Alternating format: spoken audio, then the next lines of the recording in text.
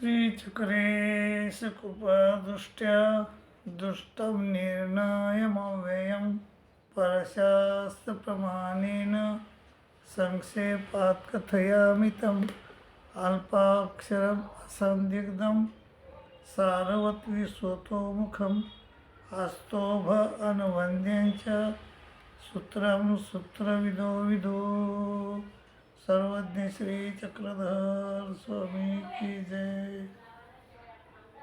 माय बाबू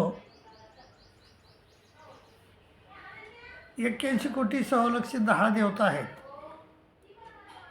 त्यांच्या प्राप्तीचे 2 मार्ग आहेत. एक बहिर्याग आणि दुसरा अंतर्याग. आपण अंतर्याग बहिर्याग पाहिले. दोन्हीचं बी स्पष्टीकरण मी तुम्हाला व्हिडिओमधून दिले. आता मायाचा मळाला काय म्हणतात? मायाच्या मळाला आद्यमळ म्हणतात. मायाच्या पिंडस्थेला काय म्हणतात? मायाच्या पिंडस्थेला संलग्न म्हणतात. आणि मायाच्या ब्रह्मांडस्थेला म्हणतात, मायाच्या ब्रह्मांडस्थेला चिजड म्हणतात. बाबू फक्त मायाची अशी देवता आहे की जिच्या ब्रह्मांडस्थेला नाव आहे, पिंडस्थेला नाव आहे आणि मळाला नाव आहे. आणि ब्रह्मांडस्थेला, पिंडस्थेला आणि मळाला एकच नाव म्हणजे विदेह. आणि खालचा जे देवता आहेत त्याचा मळ म्हणजेच पिंडस्थ, मळालाच जे नाव आहे तेच पिंडस्थेला आहे, तेच ब्रह्मांडस्थेला आहे. समजा विश्वदेवता आहे, विश्वदेवतेच्या मळाला देह म्हणतात, त्याच्या पिंडस्थेला बी देह म्हणतात आणि ब्रह्मांडस्थेला बी देह म्हणतात. म्हणजे तिघायचं बी नाव देह आहे. तसं मायाच्या मळाचं, पिंडस्थेचं, ब्रह्मांडस्थेचं नाव, तिघायचं नाव एक कोणचं आहे तर ते विदेह आहे. तर असं माय बाबा मायाची जी विद्या आहे त्या विद्येला शुद्ध शांभव विद्या म्हणतात. मायाच्या विद्येला शुद्ध शांभव विद्या म्हणतात. आणि ती विद्या कशी प्राप्ती होते आपल्याला? प्रत्येक देवतेच्या विद्या कशा प्राप्त होतात? आपल्याला लेप जोडावा लागतो. तर लेप कसा जोडला जातो?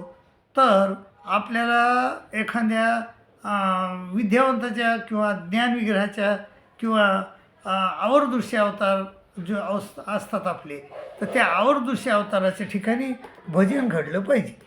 तर आपल्याला विद्याचा लेप लागतो.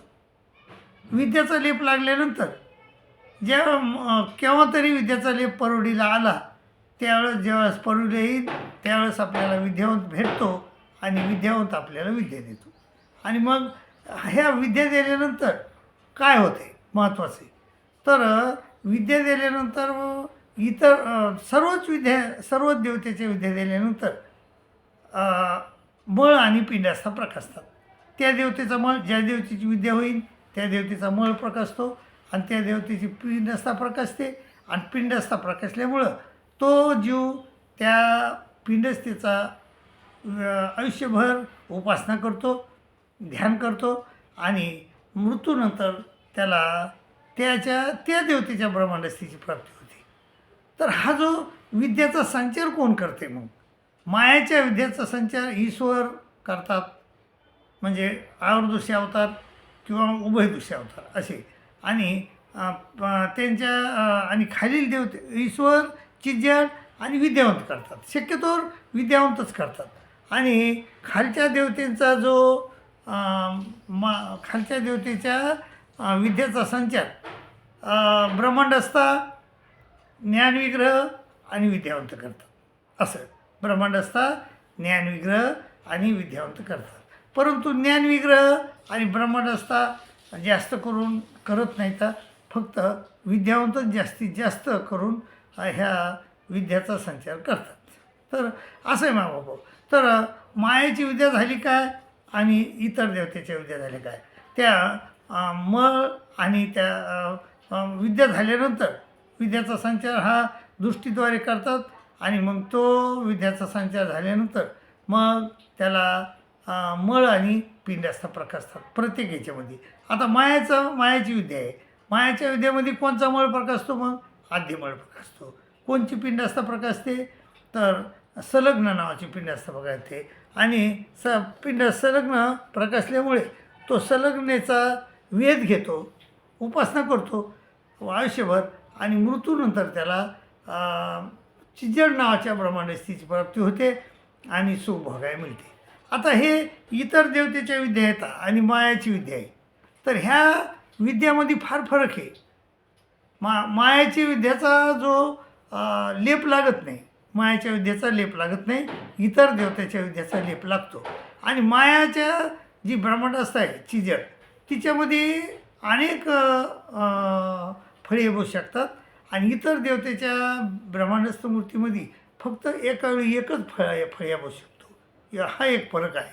आणि मग त्यामुळं त्यांचा जो लेप आहे, तो जेव्हा लेप लागतात त्याला, म्हणजे विश्वदेवतेपासून खालील सगळ्या देवतेचा हे झाल्यानंतर, विद्यावंत वारल्यानंतर त्याच्या स्वरूपावर अनादी आदीवर लेप लागतो. आणि लेप लागल्यानंतर लेप जेव्हा परवडीला येईल त्यावेळेस त्याला त्या देवतेची विद्या होते. आणि विद्या झाल्यानंतर विद्यावंत ज्यावेळेस मरतो त्यावेळेस त्याला मग त्या ब्रह्मांडस्थितीची प्राप्ती होते. असं प्रत्येक देवतेच्या विद्यामध्ये आहे. परंतु ही देवतेची म्हणजे मायाची विद्या ही जरा विलक्षण आहे. ह्या मायाच्या विद्यामध्ये जीवामध्ये मायाची विद्या झाल्यानंतर, मायाच्या विद्येचा संचार झाल्यानंतर जीवामध्ये 6 बदल होतात आणि संलग्नामध्ये 4 बदल होतात. तर मी हे जे पुस्तक आहे ब्रह्मविद्येचे गमक, ह्या पुस्तकामध्ये हे सर्व काही लिहिलेलं आहे. कसे कोणते बदल होतात, जीवामध्ये कोणते बदल होतात, संलग्नामध्ये कोणते बदल होतात. आणि जीव वारल्यानंतर म्हणजे विद्यावंत होतो ना, मग विद्यावंत वारल्यानंतर मग ते ब्रह्मांडस्थेमध्ये जातो. तर तिथे गेल्यावर काय होतं आहे, मग नंतर त्याचं सुख संपल्यानंतर काय होतं आहे, हे सगळे उहापोह ह्या पुस्तकामध्ये मी केलेलं आहे माझ्या बापू. तर चैतन्यमायाची विद्याचा संचार झाल्यावर काय होते, तर जीवामध्ये 6 बदल होतात. कोणते बदल होतात, जीवाला संलग्न व संलग्नाचे मळ शुद्धत्वाने प्रकाशतात, नंबर 1. नंबर 2, जीवाला स्वतःचा देह व देहावरील मळ प्रकाशतात. तिसरं, जीवाला आद्यमळ प्रकाशतो. जीवाला चैतन्यमायाची विद्या होती, 4 नंबर. 5 नंबर, जीवाच्या आद्यमळाव्यतिरिक्त सर्व मळ झाकले जातात जीवाचे, नष्ट नाही होत, जीवाचे झाकले जातात. आणि जीव 6 नंबर, जीव आद्यमळाद्वारे संलग्नाला पाहू शकतो. असे 6 बदल जीवामध्ये होतात. आणि संलग्नामध्ये बघा आता काय होते, संलग्नाला आद्यमळ प्रकाशतो, जीवाला आद्यमळ प्रकाशतो आणि संलग्नाला देखील प्रकाशतो. आणि संलग्नाला चैतन्यमायाची विद्या होते, जीवाला चैतन्यमायाची विद्या होते. आणि जीवाला होती चैतन्यमायाची विद्या, संलग्नाला बी चैतन्यमायाची विद्या होते. आणि संलग्नाचे आद्यमळाव्यतिरिक्त सर्व मळ नष्ट होतात. जीवाचे झाकले जातात आणि संलग्नाचे आद्यमळाव्यतिरिक्त सर्व मळ नष्ट होतात. आणि संलग्न जीवाला आद्यमळाद्वारे पाहू शकतो आणि जीव संलग्नाला आद्यमळाद्वारे पाहू शकतो. आता ही जी चैतन्यमायाची विद्या आहे याच्यामध्ये 2 अवस्था आहेत. एक साधनावस्था, म्हणजे जीव जोपर्यंत मृत्यू पावत नाही तोपर्यंतच्या अवस्थेला साधनावस्था म्हणतात. आणि नंतर मृत्यूनंतर साध्यावस्था, ती साध्यस्थ जीव झाला तसा ब्रह्मांडस्थेमध्ये म्हणजे ब्रह्मांडस्थेमध्ये पावन झाला की ती साध्यावस्था होते. तर अशी साधनावस्था आणि साध्यावस्था. साधनावस्थेमध्ये ह्या गोष्टी होतात, मी तुम्हाला सांगितले ह्या. आता साधनावस्थेमध्ये काय होते, मृत्यूनंतर तो विद्यावंत चिजड मायाच्या स्वरूपात पावन होतो. तिथे गेल्यावर काय होते, तर तिथे गेल्यावर जीवाचा आद्यमळ झाकला जातो, जीवाचा आद्यमळ झाकला जातो, संलग्नाचा आद्यमळ नष्ट होतो. ते एकमेकाला पाहू शकत नाहीत आणि भ्रांत होऊन सुख भोगतात. अशा प्रकारे ही आणि भ्रांत होऊन सुख भोगतात. आणि किती वर्ष भोगतात, 1 कोटी वर्ष सुख भोगतात. आणि 1 कोटी वर्ष सुख भोगल्यानंतर जीवाचे संलग्नासहित पतन होते खाली. ह्या सृष्टीमध्ये पुन्हा ते पतन होतात. आणि पतन होते जीवाचे, पतन होते वेळेस जीवाचे झाकलेले मळ पुन्हा प्रकाशतात आणि संलग्न पुन्हा मळ रचना करतो आणि दोघेही सृष्टीत जातात आणि चतुर्विद्येला पडतात. मायबाप अशा प्रकारे ही मायाची विद्या आहे. मायाच्या विद्येमध्ये जीवामध्ये काय बदल होतात, संलग्नामध्ये काय बदल होतात, हे ह्या पुस्तकामध्ये मी स्पष्ट करून दिलेलं आहे. कृपया ते पुस्तक पाहावे आणि आपल्या शंका आपल्याला कारण त्या 6 बदल 6 बदलावर आणि संलग्नाच्या 4 बदलावर पुढील काही सूत्र येतं, ते सूत्र आपल्याला समजू शकतात. ते जर आपल्याला हे 6 आणि 4 10 बदल कळाले तर पुढे जे विचारामध्ये जे सूत्र आहेत ते आपल्याला कळू शकतात. म्हणजे आपल्याला मायबाबा अशा प्रकारे आपला चांगला 9 प्रकरणाचा अभ्यास झाला पाहिजे आणि तो झाला तरच आपल्याला पुढचा मार्ग समजतो. पुढील आपल्याला लक्षणस्थळ आहे, पुढील आपल्याला विचार आहे, विचार मालिका आहे, दृष्टांत आहेत, आपल्याला पुढं नंतर काय आहे, नंतर आपल्याला महावाक्य आहे. हे महावाक्य आपल्याला का सगळ्या गोष्टी झाल्यावर महावाक्य कळू शकते. मग आपल्याला तुम्हाला जर महावाक्य कळावे, तुम्हाला समजावे असं वाटत असेल तर मायबापा हा असा चांगला अभ्यास करा आणि आपलं भलं करून घ्या अशी मी तुम्हाला नम्र विनंती करतो आणि तुमची रजा घेतो.